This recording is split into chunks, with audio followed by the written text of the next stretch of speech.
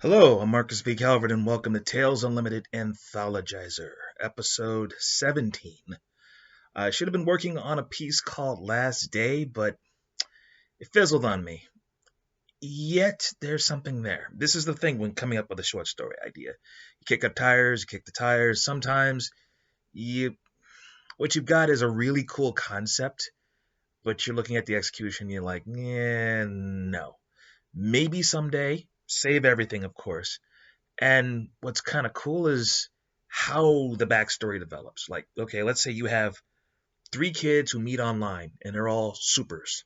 I'd have to establish the backgrounds. It's almost like there should be a novella or a piece of a novel than a short story. But it's like they come together, they form a team, they they do little petty anti stuff, beating up bad guys and filming it, stopping fires, crashes, filming it, and then they take on a big case and another and another, and then like fast forward 20 years, this genius, this portal creator, and this muscle dude with postcog, they're like world class superheroes, but it's just the three of them, and it just seemed like they would have been like a normal team, just like any other team running around, and they would have gotten old and retired. But the genius is watching all these unnecessary deaths from heroes, like they're chasing a crime, they're chasing a case, criminal, something, trying to stop a disaster, and they could have almost survived if not for like a bit more.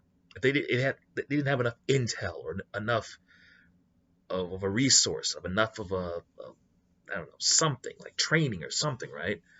So what he does is he puts something together to basically be like a support group for heroes. Now, governments try to recruit heroes all the time. It falls apart because of the politics, the ego, the BS. They tend to want to use heroes for black ops missions, and heroes don't like it. It's like, okay, if you know the world's in trouble, call us. Otherwise, we want nothing to do with you. That's kind of how it is. So what he does is like, okay, look, I am a hero. I will recruit heroes only, independent, almost like a spy agency, but not, and is meant for heroes. Support. I'm going to call it spine because it's basically going to be the spine for all superhuman crime on the planet. That's my aspiration. And they laughed at it. Now there's like a spine in every nation, like one building. Boom. It's called the spine. It's like a tower. People go and work there. They don't all have powers, but a lot of them do. Maybe lesser powers, but you have heroes getting support from every spine, and they coordinate resources, intel. Um, you take out a bad guy, they split the money three ways. Third goes to the state where the money was found, the country. A third goes to the charities in that country, and a third goes to the nearest spine. And they fight crime, and they basically take money out of the bad guys' hands. They're actually paying terrorists to, I don't know, get into farming, irrigation, humanitarian aid work. And the guys who were paying them to do nasty things, well, they're in jail, maybe dead. uh, they have all kinds of heroes on their payroll. And this genius made it all happen, and he used the slipperiest of methods. But by the time I could explain how all of that happened in a satisfying way, it's not a story. It's not a short story anymore. It's a novella. And what I wanted to get to at a certain point was that as he grows it, as it becomes a Fortune 500 company, the villains put all their resources together. Okay, how do we stop these guys? I have an idea. Let's steal it. So they put all their resources together and start buying up shares. And there's three partners. So the genius, he's like, people try to kill him all the time. The other two don't. They don't mess with him very often. So somebody comes along with an ingenious plan, and that in itself is another concept I might put out in another way. What if you create basically mind controlled spit? It seems ridiculous, but hear me out. You meet a woman in a setting, you kiss her hand, leave a little spit on there.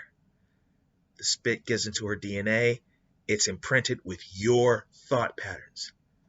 So, unless she is like a heavyweight psychic or has heavyweight mental shielding, it's going to make its way into her brain, and basically her personality is going to get pushed over there and replaced by whoever created the spit. How's that for strange? Maybe an alien, maybe something mystical. I don't know, but basically, it's in the saliva. Licks you, kisses you, spits on you. Boom, turns you. And hits the two partners, makes them sell their shares, makes them kick this guy out of his own company. And it's like, why not just try to kill this guy later? Why not get him too? It has wobbly legs. So I'm gonna start on something else. I'll tell you what it is tomorrow. It's an interesting one. It's kind of based on a battery prompt, but I don't want to give too much away. I want to sleep on this one. It has more grit to it, and it takes place in space, or on a colony world in space. Yes. Well, everything's in space if you want to get technical, but you get the gist. Anyway, I'm Marcus V. Calvert. This is Tales Unlimited Anthologizer, episode 17. I'll file my original drafts of this story, tuck them away, say, hey, finish these off someday. Maybe I will. Sorry I didn't knock it down, but that's what happens when you write short stories. And the moral of the story is A, keep everything, and B, remember what doesn't work for the short story, because it might work someplace else. Maybe another story, maybe a book, maybe something else. Food for thought. Okay, folks, take it easy.